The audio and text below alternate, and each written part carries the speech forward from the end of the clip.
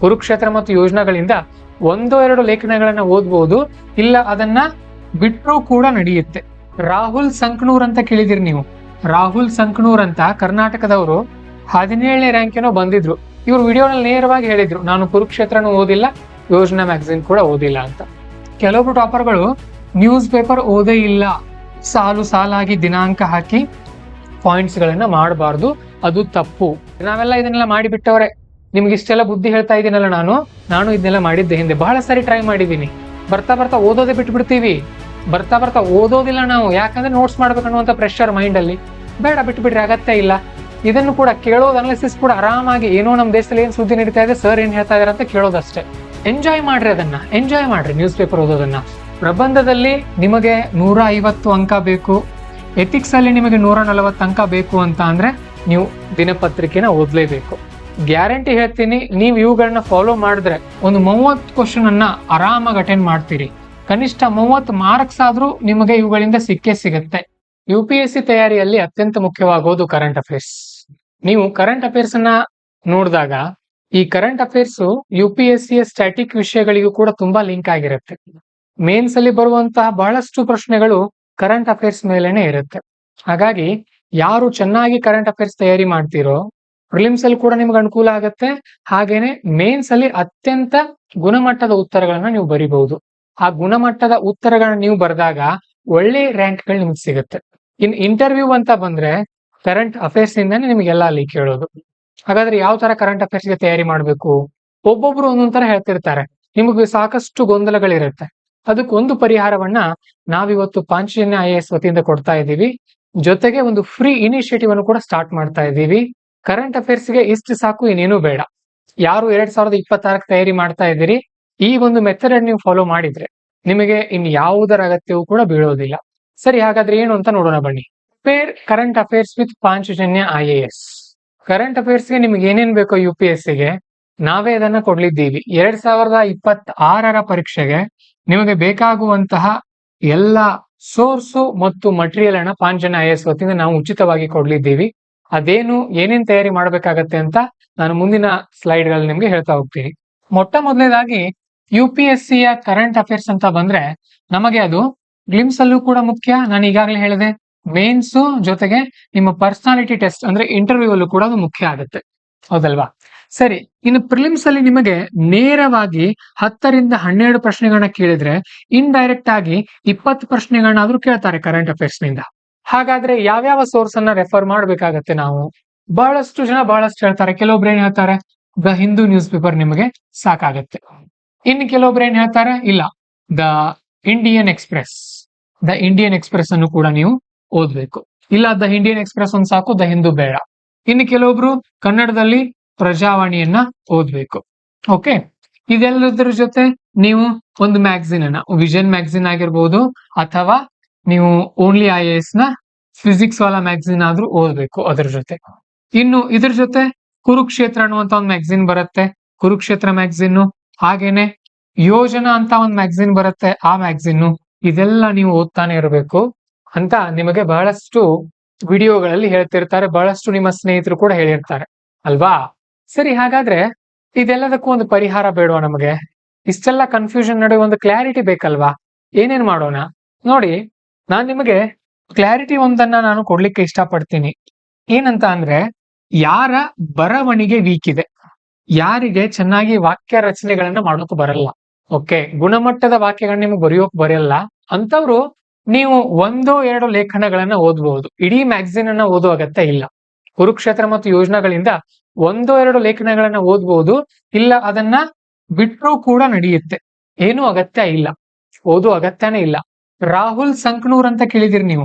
ರಾಹುಲ್ ಸಂಕನೂರ್ ಅಂತ ಕರ್ನಾಟಕದವರು ದೇಶಕ್ಕೆ ಬಹುಶಃ 17ನೇ ರ್ಯಾಂಕ್ ಏನೋ ಬಂದಿದ್ರು. ತಪ್ಪಾಗಿದ್ರೆ ಕಮೆಂಟ್ ಸೆಕ್ಷನ್ ಅಲ್ಲಿ ತಿಳಿಸ್ರಿ ನನಗೆ. ಇವ್ರು ವಿಡಿಯೋನಲ್ಲಿ ನೇರವಾಗಿ ಹೇಳಿದ್ರು, ನಾನು ಕುರುಕ್ಷೇತ್ರನೂ ಓದಿಲ್ಲ, ಯೋಜನಾ ಮ್ಯಾಗಝಿನ್ ಕೂಡ ಓದಿಲ್ಲ ಅಂತ. ಸೊ ಹಾಗಾಗಿ ಇದು ಹೋಯ್ತು, ಬೇಡ ನಮಗೆ ಕುರುಕ್ಷೇತ್ರನೂ ಬೇಡ, ಯೋಜನಾ ಮ್ಯಾಗಝಿನ್ ಕೂಡ ಬೇಡ. ಇನ್ನು ಉಳಿದಿರೋದೇನು, ನಮಗೆ ನ್ಯೂಸ್ ಪೇಪರ್ಗಳು ಉಳಿದಿದೆ ಅಲ್ವಾ? ಸೊ ಈ ನ್ಯೂಸ್ ಪೇಪರ್ಗಳಲ್ಲಿ ಏನೇನ್ ಮಾಡ್ಬೇಕು, ಅಲ್ಲೊಂದು ಕನ್ಫ್ಯೂಷನ್ ನಿಮಗಿದೆ ನೋಡಿ. ಬಹಳಷ್ಟು ಜನ ದ ಹಿಂದೂ ನ್ಯೂಸ್ ಪೇಪರ್ ನ ರೆಫರ್ ಮಾಡ್ತಾರೆ. ಇನ್ನು ಕೆಲವೊಬ್ರು ಇತ್ತೀಚೆಗೆ ಹೊಸದಾಗಿ ದ ಇಂಡಿಯನ್ ಎಕ್ಸ್‌ಪ್ರೆಸ್ ಅನ್ನ ಓದ್ತಾರೆ.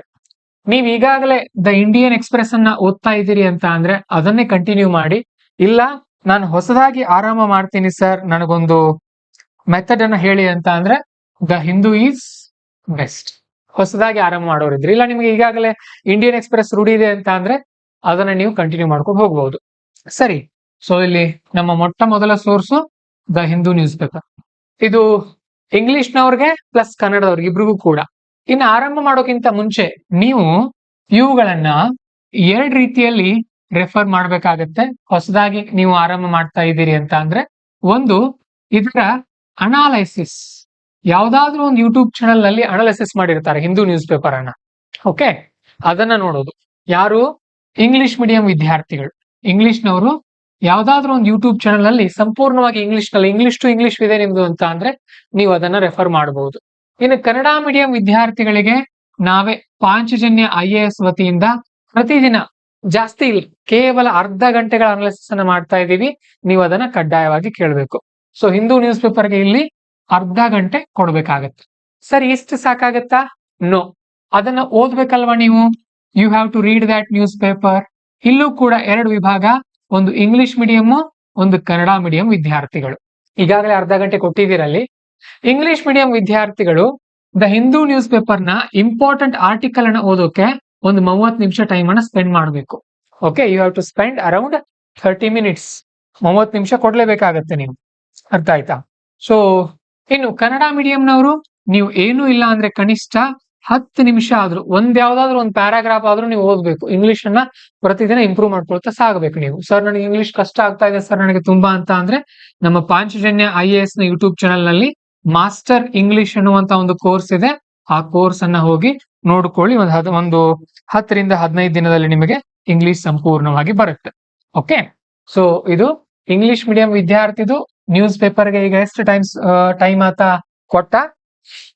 ದ ಹಿಂದೂ ನ್ಯೂಸ್ ಪೇಪರ್ಗೆ ಒಬ್ಬ ಇಂಗ್ಲಿಷ್ ವಿದ್ಯಾರ್ಥಿ ಈಗ ಕೊಟ್ಟಿರುವಂತಹ ಸಮಯ 1 ಗಂಟೆ. ಓಕೆ, ಕನ್ನಡ ಮೀಡಿಯಂ ವಿದ್ಯಾರ್ಥಿ ಇದೇ ದ ಹಿಂದೂ ನ್ಯೂಸ್ ಪೇಪರ್ಗೆ ಈಗ ಕೊಟ್ಟಿರುವಂತಹ ಸಮಯ 40 ನಿಮಿಷ ಅಲ್ವಾ? ಸರಿ, ಇನ್ನಿಲ್ಲಿ 20 ನಿಮಿಷ ಉಳಿತಾ ಇದೆಯಲ್ಲ, ಇದನ್ನ ಏನ್ ಮಾಡ್ಬೇಕು? ಈ ಉಳಿದಿರುವಂತ 20 ನಿಮಿಷವನ್ನ ಈತ ಪ್ರಜಾವಾಣಿನ ಓದೋಕೆ ಬಳಸ್ಕೊಳ್ಬೇಕು. ಪ್ರಜಾವಾಣಿ ಏನ್ ಓದೋದು ಸರ್? ಅಲ್ಲೇನಿರುತ್ತೆ? ಪ್ರಜಾವಾಣಿಯಲ್ಲಿ ನಿಮಗೆ ಕೆಲವೊಂದು ಪುಟಗಳಿದೆ, ನಾನು ಹೇಳ್ತೀನಿ. ಒಂದು ಅಭಿಮತ ಅಂತ ಪುಟ ಇರುತ್ತೆ. ಅಲ್ಲಿ ಇಲ್ಲೊಂದು ಲೇಖನ ಇರುತ್ತೆ. ಅದ್ರ ಕೆಳಗಡೆನೆ ಒಂದು ಸಂಗತ ಅಂತ ಲೇಖನ ಇರುತ್ತೆ. ಈ ಲೇಖನ ಓದ್ಬೇಕು, ಈ ಲೇಖನ ಓದ್ಬೇಕು. ಇಲ್ಲಿ ಪಕ್ಕದಲ್ಲಿ ಚುರುಮುರಿ ಅಂತ ಇರುತ್ತೆ, ಅದೇನ್ ಅಗತ್ಯ ಇಲ್ಲ ನಮಗೆ. ಆಮೇಲೆ ಇಲ್ಲೊಂದು ಸಂಪಾದಕಿ ಅಂತ ಇರುತ್ತೆ, ಇದನ್ನ ಓದ್ಬೇಕು. ನೋಡ್ರಿ, ಅವುಗಳು ಯಾವ ಟಾಪಿಕ್ ಮೇಲೆ ಇದೆ, ಚೆನ್ನಾಗಿರುವಂತ ಆರ್ಟಿಕಲ್ ಇದ್ರೆ ಇದನ್ನಂತೂ ಕಡ್ಡಾಯವಾಗಿ ಓದ್ತಾನೆ ಹೋಗ್ಬೇಕು ನೀವು. ಇದರಿಂದ ನಿಮ್ಮ ಪ್ರಬಂಧ ಬರವಣಿಗೆ ಸುಧಾರಿಸುತ್ತೆ. ಓಕೆ, ನ್ಯೂಸ್ ಪೇಪರ್ ನೋಡಿ, ಕೆಲವೊಬ್ರು ಹೇಳ್ತಾರೆ ನ್ಯೂಸ್ ಪೇಪರ್ ಓದೇ ಇಲ್ಲ. ಕೆಲವೊಬ್ರು ಟಾಪರ್ಗಳು ನ್ಯೂಸ್ ಪೇಪರ್ ಓದೇ ಇಲ್ಲ, ಗೊತ್ತಿರ್ಲಿ ನಿಮ್ಗೆ. ನ್ಯೂಸ್ ಪೇಪರ್ ಓದೋದೇನೋ ಕೂಡ IAS ಪಾಸ್ ಆಗ್ಬಹುದು, ಬಟ್ ಅವರ ಬರವಣಿಗೆ ತುಂಬಾ ಸ್ಟ್ರಾಂಗ್ ಆಗಿರುತ್ತೆ. ನಿಮ್ಮ ಬರವಣಿಗೆ ಆ ರೀತಿಯಲ್ಲಿ ಶಕ್ತಿಶಾಲಿ ಸ್ಟ್ರಾಂಗ್ ಆಗ್ಬೇಕು, ಅದರಲ್ಲಿ ಒಂದು ಗತ್ತು ಬರಬೇಕು, ಅದರಲ್ಲಿ ಒಂದು ಪ್ರೌಢಿಮೆ ಬರಬೇಕು, ಅದರಲ್ಲಿ ಒಂದು ಸಾರ ಎಲ್ಲ ಬರಬೇಕು ಅಂತ ಅಂದ್ರೆ ನೀವು ನ್ಯೂಸ್ ಪೇಪರ್ ಅನ್ನ ಓದ್ಬೇಕಾಗತ್ತೆ. ಕನ್ನಡದವರೇ ಆಗಿರ್ಲಿ, ಇಂಗ್ಲಿಷ್ನವರೇ ಆಗಿರ್ಲಿ. ವಾಕ್ಯ ರಚನೆ, ಪ್ಯಾರಾಗ್ರಾಫ್ ರಚನೆ, ಒಂದು ವಿಷಯದ ಮೇಲೆ ಯಾವ ತರ ನಾವು ಬರವಣಿಗೆ ಬರೀತಾ ಹೋಗ್ಬೇಕು ಅನ್ನೋದು ಇಲ್ಲಿ ಕೊಡ್ತಾರೆ ನಿಮಗೆ. ಅರ್ಥ ಆಯ್ತಾ? ಸೊ ಪ್ರಜಾವಾಣಿ ಇದಾಯ್ತು. ಇದ್ರ ಪಕ್ಕದಲ್ಲಿನೇ ಒಂದು ಪೇಜ್ ಇರುತ್ತೆ, ಆಳ ಅಗಲ. ಅದು ತುಂಬಾ ರಾಜಕೀಯ ವಿಷಯವಾಗಿದ್ರೆ ನೋಡ್ಲಿಕ್ಕೆ ಹೋಗ್ಬೇಡ್ರಿ. ಬಟ್ ದೇಶದ ಯಾವ್ದಾದ್ರು ಇಂಪಾರ್ಟೆಂಟ್ ಸುದ್ದಿ ಇದ್ರೆ, ಈಗ ನರೇಗಾ ಯೋಜನೆ ಬಗ್ಗೆ ಇರುತ್ತೆ, ಅಥವಾ ಈಗ ಡೊನಾಲ್ಡ್ ಟ್ರಂಪ್ ಅವರು ವಿಧಿಸಿರುವಂತಹ ತೆರಿಗೆ ಬಗ್ಗೆ ಇರುತ್ತೆ, ಅದನ್ನ ಓದ್ಕೊಳ್ರಿ.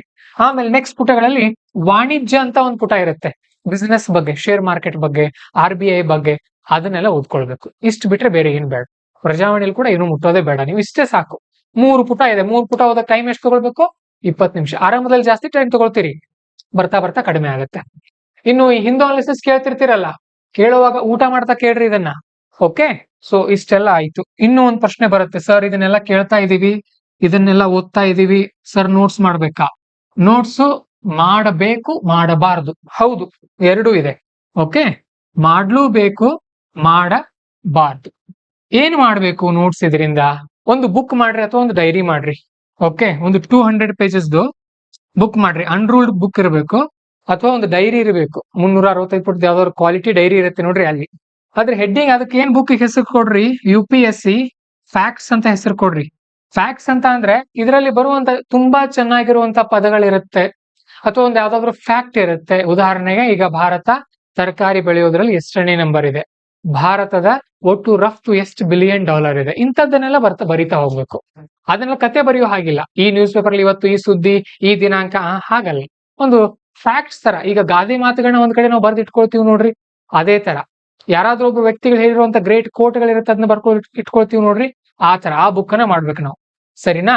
ಸೊ ದ ನ್ಯೂಸ್ ಪೇಪರ್ ಇಂದ ಪ್ರತಿದಿನ 1 ಅಥವಾ 2 ಪಾಯಿಂಟ್ ಸಾಕು, ಜಾಸ್ತಿ ಬೇಡ. 1 ಅಥವಾ 2 ಪಾಯಿಂಟ್, 1 ಸಾಲು 2 ಸಾಲು ಸಿಕ್ಕರು ಕೂಡ ಸಾಕು. ಇಂಗ್ಲಿಷ್ನವರೇ ಆಗಿರ್ಲಿ, ಕನ್ನಡದವರೇ ಆಗಿರ್ಲಿ, ಇದನ್ನ ನೀವು ಮಾಡ್ಬೇಕು. ಸಾಲು ಸಾಲಾಗಿ ದಿನಾಂಕ ಹಾಕಿ ಪಾಯಿಂಟ್ಸ್ ಗಳನ್ನ ಮಾಡಬಾರ್ದು, ಅದು ತಪ್ಪು. 365 ದಿನ ಇದೆ, ಪ್ರತಿದಿನ 1 ಪೇಜ್ ಮಾಡ್ತಾ ಹೋದ್ರೆ 365 ಪುಟ ಆಗುತ್ತೆ. ರಿವಿಷನ್ ಮಾಡೋಕ್ ಟೈಮ್ ಸಾಲಲ್ಲ. ಸೊ ನೋಟ್ಸ್ ಮಾಡ್ಬೇಕು ಅನ್ನುವಂತ ಒಂದು ಒತ್ತಡದಲ್ಲಿ ನೀವು ನ್ಯೂಸ್ ಪೇಪರ್ ಅನ್ನೇ ಚೆನ್ನಾಗಿ ಓದಲ್ಲ. ಈ ಕಡೆ ಓದೋದು ಆಗಲ್ಲ, ಆ ಕಡೆ ಚೆನ್ನಾಗಿ ನೋಟ್ಸು ಕೂಡ ಆಗಲ್ಲ, ಆ ಕಡೆ ರಿವಿಷನ್ ಕೂಡ ಆಗಲ್ಲ. ಬಹಳಷ್ಟು ವಿದ್ಯಾರ್ಥಿಗಳು ಮಾಡ್ತಾ ಇರುವಂತ ತಪ್ಪಿದು. ನಿಮ್ಮಿಂದ ಈ ತಪ್ಪು ಆಗಬಾರ್ದು. ಯಾರು ಓದ್ತಾ ಇದೀರಿ, ನಾವೆಲ್ಲ ಇದನ್ನೆಲ್ಲ ಮಾಡಿಬಿಟ್ಟವ್ರೆ. ನಿಮ್ಗೆ ಇಷ್ಟೆಲ್ಲ ಬುದ್ಧಿ ಹೇಳ್ತಾ ಇದೀನಲ್ಲ, ನಾನು ಇದನ್ನೆಲ್ಲ ಮಾಡಿದ್ದೆ ಹಿಂದೆ, ಬಹಳ ಸಾರಿ ಟ್ರೈ ಮಾಡಿದೀನಿ. ಬರ್ತಾ ಬರ್ತಾ ಓದೋದೇ ಬಿಟ್ಬಿಡ್ತೀವಿ, ಬರ್ತಾ ಬರ್ತಾ ಓದೋದಿಲ್ಲ ನಾವು. ಯಾಕಂದ್ರೆ ನೋಟ್ಸ್ ಮಾಡ್ಬೇಕನ್ನುವಂತ ಪ್ರೆಷರ್ ಮೈಂಡ್ ಅಲ್ಲಿ. ಬೇಡ, ಬಿಟ್ಬಿಡ್ರಿ, ಅಗತ್ಯ ಇಲ್ಲ. ಇದನ್ನು ಕೂಡ ಕೇಳೋದು, ಅನಾಲಿಸಿಸ್ ಕೂಡ ಆರಾಮಾಗಿ, ಏನೋ ನಮ್ ದೇಶದಲ್ಲಿ ಏನ್ ಸುದ್ದಿ ನಡೀತಾ ಇದೆ, ಸರ್ ಏನ್ ಹೇಳ್ತಾ ಇದಾರೆ ಅಂತ ಕೇಳೋದಷ್ಟೇ. ಡಬಲ್ ಸ್ಪೀಡ್ ಇಟ್ಕೊಂಡು ಕೂಡ ಕೇಳ್ಬಹುದು ನೀವು. ಒಟ್ನಲ್ಲಿ ನಿಮ್ಗೆ ಏನ್ ನಡೀತಾ ಇದೆ, ನ್ಯೂಸ್ ಪೇಪರ್ ಇಂದ ಏನ್ ಕಲ್ತ್ಕೊಳ್ಳೋದು, ನಮ್ಮ ದೇಶದಲ್ಲಿ ಏನ್ ನಡೀತಾ ಇದೆ, ಏನಾಗ್ತಾ ಇದೆ ಅಷ್ಟೇ, ಮತ್ತೇನಿಲ್ಲ. ನೆನಪಿಟ್ಕೊಳ್ಳುವಂತದ್ದು ಏನೂ ಇಲ್ಲ. ಎಂಜಾಯ್ ಮಾಡ್ರಿ, ಅದನ್ನ ಎಂಜಾಯ್ ಮಾಡ್ರಿ ನ್ಯೂಸ್ ಪೇಪರ್ ಓದೋದನ್ನ. ಪ್ರಬಂಧದಲ್ಲಿ ನಿಮಗೆ 150 ಅಂಕ ಬೇಕು, ಎಥಿಕ್ಸ್ ಅಲ್ಲಿ ನಿಮಗೆ 140 ಅಂಕ ಬೇಕು ಅಂತ ಅಂದ್ರೆ ನೀವು ದಿನಪತ್ರಿಕೆನ ಓದ್ಲೇಬೇಕು. ಎಷ್ಟ್ ಟೈಮ್ ಹೇಳ್ತಾ ಇದ್ದೀನಿ ನಾನು ಪ್ರತಿದಿನ ನಿಮ್ಗೆ ಓದೋಕೆ? ಬರೀ 30 ನಿಮಿಷ ರೀ. ಬರೀ 30 ನಿಮಿಷ ಕೊಟ್ರೆ ಇಷ್ಟ ಅಂಕ ಸಿಗುತ್ತೆ ನಿಮಗೆ ಪ್ರಬಂಧ ಮತ್ತು ಎಥಿಕ್ಸ್ ಅಲ್ಲಿ. ಇದನ್ನ ಬಿಡ್ತೀರಿ GS 1, 2, 3 ಪ್ರತಿದಿನ 5 ಗಂಟೆ ಕೊಟ್ರು ಕೂಡ ನಿಮ್ಗೆ 120ಕ್ಕಿಂತ ಜಾಸ್ತಿ ಅಂಕ ಕೊಡಲ್ಲ ಅಲ್ಲಿ. ಅರ್ಥ ಆಗ್ತಾ ಇದೆ ನಾನು ಹೇಳ್ತಾ ಇರೋದು? ಸೊ ಹಾಗಾಗಿ ದಯವಿಟ್ಟು ಈ ಮೆಥಡ್ ಅನ್ನೇ ಫಾಲೋ ಮಾಡಿ. ಅರ್ಥ ಆಯ್ತಾ? ಇದನ್ನ ಬಿಟ್ಟು ಬೇರೆ ಯಾವುದು ಕೂಡ ಪಾಯಿಂಟ್ಸ್ ಅನ್ನ ಮಾಡಬಾರ್ದು. ಆಮೇಲೆ ಈ UPSC ಫ್ಯಾಕ್ಟ್ಸ್ ಅಂತ ಬುಕ್ ಹೇಳಿದನಲ್ಲ, ಇದರಲ್ಲಿನೇ ಮಂತ್ಲಿ ಮ್ಯಾಗಝಿನ್ ಇಂದಾನು ಕೆಲವೊಂದು ಪಾಯಿಂಟ್ಸ್ ಅನ್ನ ಬರಿಬೇಕಾಗತ್ತೆ. ಈಗ ಅದನ್ನ ನಾನು ಹೇಳ್ತೀನಿ ಯಾವ ತರ ಅಂತ, ಏನೇನು. ಓಕೆ, ಇನ್ನು next monthly magazine. Monthly magazine ಅಲ್ಲಿ ನಮಗೆ 2 ಆಪ್ಷನ್ ಇದೆ.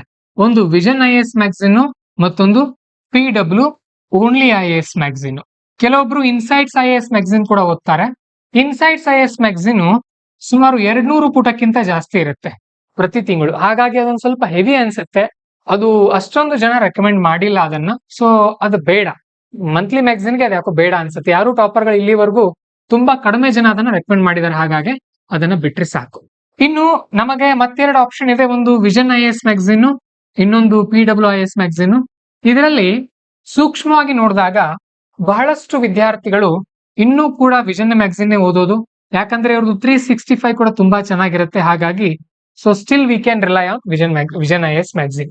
Okay, so still we can rely on vision IAS magazine. ಆ ಕಾರಣಕ್ಕೆ ನಾವು ಇದನ್ನ ಫಾಲೋ ಮಾಡಬಹುದು. ಆಮೇಲೆ ಕೆಲವೊಂದು ತಿಂಗಳು ನಾವು PW ಓನ್ಲಿ IAS ಕೂಡ ಟ್ರೈ ಮಾಡಿ ನೋಡಿದೀವಿ, ಬಟ್ ವಿಷನ್ IAS ನ ಗುಣಮಟ್ಟ ಅಲ್ಲಿ ನಮಗೆ ಕಂಡು ಬರ್ತಾ ಇಲ್ಲ. ಓಕೆ, ಹಾಗಾಗಿ ವಿಷನ್ IAS ಮ್ಯಾಗಝಿನ್ ನ ಫಾಲೋ ಮಾಡೋದು ತುಂಬಾ ಒಳ್ಳೆಯದು. ಅದಕ್ಕೆ ಇನ್ನೊಂದು ಬೆನಿಫಿಟ್ ಏನ್ ಸಿಗುತ್ತೆ ನಿಮಗೆ, ಇಂಗ್ಲಿಷ್ ಮೀಡಿಯಂ ಸ್ಟೂಡೆಂಟ್ಸ್ ಇದ್ರೆ ಕರ್ನಾಟಕದಿಂದ ನಾವು ಪಾಂಚಜನ್ಯ IAS ವತಿಯಿಂದಾನೇ ಇದೇ ಮ್ಯಾಗಝಿನ್ ನ ಮಂತ್ಲಿ ಮ್ಯಾಗಝಿನ್ ಅನಾಲಿಸಿಸ್ ಅನ್ನ ಯೂಟ್ಯೂಬ್ ನಲ್ಲಿ ಮಾಡ್ತಾ ಹೋಗ್ತೀವಿ. ಪ್ರತಿ ವಾರ ನಾವು ಕ್ಲಾಸಸ್ ಅನ್ನ ಅಪ್ಲೋಡ್ ಮಾಡ್ತಾ ಹೋಗ್ತೀವಿ. ನಿಮ್ಮ ಟಾರ್ಗೆಟ್ ಏನ್ ಗೊತ್ತಾ?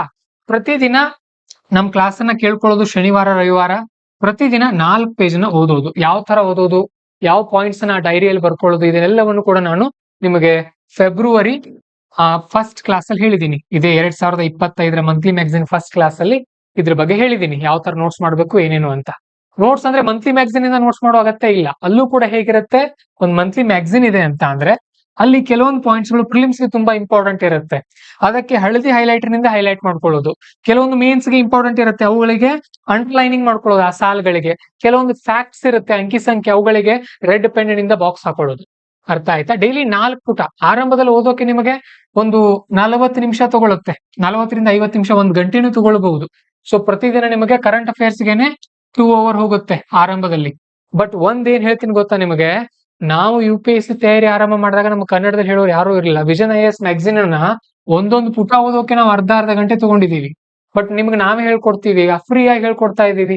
ದ ಹಿಂದೂ ಅನಾಲಿಸಿಸ್ ಕೂಡ ಫ್ರೀ ಇದೆ, ಓನ್ಲಿ ಇದು ಮಂತ್ಲಿ ಮ್ಯಾಗಝಿನ್ ಅನಾಲಿಸಿಸ್ ಕೂಡ ನಿಮಗೆ ಫ್ರೀ ಇದೆ. ಎಲ್ಲವೂ ಕೂಡ ಫ್ರೀ. ಇದು ಇಂಗ್ಲಿಷ್ ಅಲ್ಲಿ ಹೋದ್ರೆ ನಿಮ್ಗೆ ಇಷ್ಟು ಗುಣಮಟ್ಟದ ಕೋರ್ಸಸ್ ಗಳು ಸಿಗುತ್ತೆ, ಬಟ್ ಕನ್ನಡ ವಿದ್ಯಾರ್ಥಿಗಳಿಗೆ ಯಾರು ಕೊಡ್ತಾ ಇರಲಿಲ್ಲ. ಬಟ್ ಇನ್ ಮುಂದೆ ನೀವು ಇಂಗ್ಲಿಷ್ ಮೀಡಿಯಂನವರೇ ಆಗಿರ್ಲಿ, ಕನ್ನಡ ಮೀಡಿಯಂನವರೇ ಆಗಿರಿ, ನಮ್ಮ ಕ್ಲಾಸಸ್ ನಿಮಗೆ ಬೈಲಿಂಗ್ವಲ್ ಅಲ್ಲಿ ಇರುತ್ತೆ. ನಮ್ಮ ಟೆಲಿಗ್ರಾಮ್ ಅಲ್ಲಿ ನಾವು ಅಪ್ಲೋಡ್ ಮಾಡ್ತಾ ಇರ್ತೀವಿ. ಲಿಂಕ್ ಅನ್ನ ಆಗಾಗ ನೋಡ್ರಿ. ಈ ಕರೆಂಟ್ ಅಫೇರ್ಸ್ ಅಂತಾನೆ ಒಂದು ಸೆಪರೇಟ್ ಚಾನಲ್ ಇದೆ ನಮ್ಮದು. ಈಗ ಸದ್ಯಕ್ಕೆ ಅದಕ್ಕೆ ನಾವು IAS ಇನ್ ಕನ್ನಡ ಅಂತ ಇಟ್ಟಿದೀವಿ. ಓಕೆ, ಮುಂದಿನ ದಿನ ಅದರ ನೇಮ್ ಕೂಡ ಚೇಂಜ್ ಆಗ್ಬಹುದು. ಅಲ್ಲಿ ರೆಗ್ಯುಲರ್ ಆಗಿ ಹಿಂದೂ ಅನಾಲಿಸಿಸ್ ನಿಮ್ಗೆ ಅಪ್ಲೋಡ್ ಆಗ್ತಾ ಹೋಗ್ತಾ ಇದೆ. ಆಮೇಲೆ ವಿಷನ್ ಮ್ಯಾಗಝಿನ್ ಕೂಡ ಇನ್ ಮುಂದೆ ಟೀಚ್ ಮಾಡ್ತಾ ಹೋಗ್ತೀವಿ. ನಿಮ್ಗೆ ಯಾವ್ದು ಕೂಡ ಮಿಸ್ ಆಗಲ್ಲ.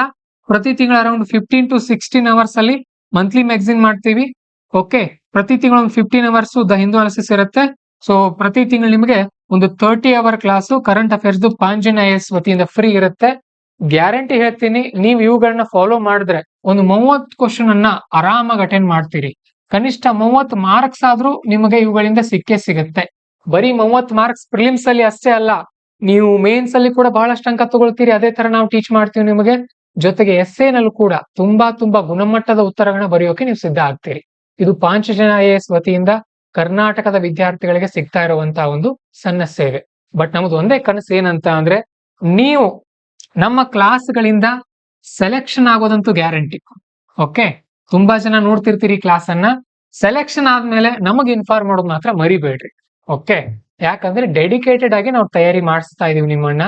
ಕನ್ನಡದಲ್ಲಿ ಮೇನ್ಸ್ ನೋಟ್ಸ್ ಮಾಡಬೇಕಾಗಿತ್ತು, ಮಾಡಿದೀವಿ. ಇನ್ 2 ಸಬ್ಜೆಕ್ಟ್ ನೋಟ್ಸ್ ಮಾತ್ರ ಬಾಕಿ ಇರೋದು. ಹಾಗೇನೆ GS ಮೇನ್ಸ್ ಕ್ಲಾಸ್ಗಳನ್ನ ಕನ್ನಡದಲ್ಲಿ ಪ್ಲಸ್ ಇಂಗ್ಲಿಷ್ ಅಲ್ಲಿ ಟೀಚ್ ಮಾಡಬೇಕಾಗಿತ್ತು, ಅದನ್ನು ಕೂಡ ಮಾಡ್ತಾ ಹೋಗ್ತಾ ಇದೀವಿ. ಈಗಾಗಲೇ 1 ವರ್ಷ ಮುಗೀತದು. ಈಗ ಸೆಕೆಂಡ್ ಬ್ಯಾಚ್ ಸ್ಟಾರ್ಟ್ ಆಗಿದೆ. ಈ ವರ್ಷದಿಂದ ಸೆಕೆಂಡ್ ರೌಂಡ್ ಸ್ಟಾರ್ಟ್ ಆಗಿದೆ. ಇನ್ನು ನೆಕ್ಸ್ಟ್ ನಮ್ಮ ಫೋಕಸ್ ಇರೋದು ಕರೆಂಟ್ ಅಫೇರ್ಸ್. CSAT ಕನ್ನಡದಲ್ಲಿ ಗುಣಮಟ್ಟವಾಗಿ ಕೊಡಬೇಕಾಗಿತ್ತು. ನಮಗೆ ಶ್ರೀನಿವಾಸ್ ಸರ್ ಒಳ್ಳೆ ಫ್ಯಾಕಲ್ಟಿ ಸಿಕ್ಕಿದ್ದಾರೆ. ಹಾಗೇನೆ ಕರೆಂಟ್ ಅಫೇರ್ಸ್ ನ ಅತ್ಯಂತ ಗುಣಮಟ್ಟದಲ್ಲಿ ಕೊಡುವಂತ ಒಂದು ಕನಸಿತ್ತು ನಮ್ಮದು. ಈ ವರ್ಷದಿಂದ ಅದ್ರ ಮೇಲೆ ನಾವು ಫೋಕಸ್ ಮಾಡ್ತಾ ಹೋಗ್ತೀವಿ. UPSC ಕೂಡ ಕರೆಂಟ್ ಅಫೇರ್ಸ್ ಮೇಲೆ ತುಂಬಾ ಒತ್ತು ಕೊಡ್ತಾ ಇದೆ ಇತ್ತೀಚೆಗೆ. ಹಾಗಾಗಿ ಎಲ್ಲೂ ಕೂಡ ನಿಮಗೆ ಯಾವ ಪಾಯಿಂಟ್ ಕೂಡ ಮಿಸ್ ಆಗಲ್ಲ. ಇದನ್ನ ಬಿಟ್ಟು ಯಾವ್ದನ್ನು ಕೂಡ ನೀವು ಎಕ್ಸ್ಟ್ರಾ ಮಾಡ್ತಾ ಹೋದ್ರಿ ತುಂಬಾ ಬರ್ಡನ್ ಮಾಡ್ಕೊಳ್ತೀರಿ, ನಿಮಗೆ ನೀವೇ ತೊಂದರೆ ತಂದ್ಕೊಳ್ತೀರಿ. ಇನ್ನು ಪ್ರತಿದಿನ ನೋಟ್ಸ್ ಮಾಡೋದು, ಕರೆಂಟ್ ಅಫೇರ್ಸ್ ಶಾರ್ಟ್ ನೋಟ್ಸ್ ಮಾಡ್ಕೊಂಡು ಕೂತ್ಕೊಳ್ಳೋದು, ಇಂಥದ್ದೆಲ್ಲ ಮಾಡ್ತಾ ಹೋದ್ರೆ ನಿಮಗೆ ಯೂಸ್ ಇಲ್ಲ. Completely waste of time. ಬರೀ ಓದ್ಬೇಕಷ್ಟೇ. ಹಿಂದೂ ನ್ಯೂಸ್ ಪೇಪರ್ ಕೂಡ ಓದೋದಷ್ಟೇ, ಏನು ನೆನ್ಪಿಟ್ಕೊಳ್ಳೋ ಹಾಗಿಲ್ಲ. ತಾನಾಗೇನೆ ನೆನಪುಳಿಯುತ್ತೆ ಬರ್ತಾ ಬರ್ತಾ. ಮಂತ್ಲಿ ಮ್ಯಾಗಝಿನ್ ಕೂಡ ಏನು ಬರ್ಕೊಳ್ಳೋ ಹಾಗಿಲ್ಲ, ತಾನಾಗೇನೆ ಬರುತ್ತೆ ಎಲ್ಲ ನಿಮಗೆ. ಈ ತರ ಮಾಡಿ ಯಶಸ್ವಿ ಆಗ್ತೀರಿ. ಸೊ ಕರೆಂಟ್ ಅಫೇರ್ಸ್ ಕ್ಲಾಸ್ ಅನ್ನ ಫ್ರೀ ಆಗಿ ಕೊಡ್ತಾ ಇದೀವಿ ನಿಮಗೆ. ಸೊ ಯಾರ್ಯಾರು ಸಿಸ್ಟಮೆಟಿಕ್ ಆಗಿ ಕೇಳ್ತಾ ಹೋಗೋರಿದ್ದೀರಿ, 1 ವರ್ಷ ಈಗ ಫೆಬ್ರವರಿಯಿಂದ ಸ್ಟಾರ್ಟ್ ಮಾಡಿದೀವಿ. ಮುಂದಿನ ವರ್ಷ ಇದು ನಿರಂತರವಾಗಿನೇ ನಡೀತಾ ಹೋಗುತ್ತೆ. ಮುಂದಿನ ವರ್ಷದವರೆಗೂ ಸಿಸ್ಟಮೆಟಿಕ್ ಆಗಿ ಕೇಳೋರು ಒಂದ್ಸಾರಿ CA ಅಂತ ಕೆಳಗಡೆ ಕಮೆಂಟ್ ಮಾಡಿ. ಮತ್ತೆ ನಿಮಗೆ ಏನೇನ್ ಡೌಟ್ಸ್ ಇದೆ UPSC ತಯಾರಿಲಿ ಅದನ್ನ ಕಮೆಂಟ್ ಸೆಕ್ಷನ್ ಅಲ್ಲಿ ತಿಳಿಸಿ. ನಾವು ಮುಂದಿನ ವಿಡಿಯೋದಲ್ಲಿ ನಿಮಗೆ ಅದ್ರ ಬಗ್ಗೆ ಮಾಹಿತಿನ ತಗೊಂಡ್ ಬರ್ತೀವಿ. ಆಲ್ ದಿ ಬೆಸ್ಟ್, ಒಳ್ಳೇದಾಗ್ಲಿ, ನಮಸ್ಕಾರ.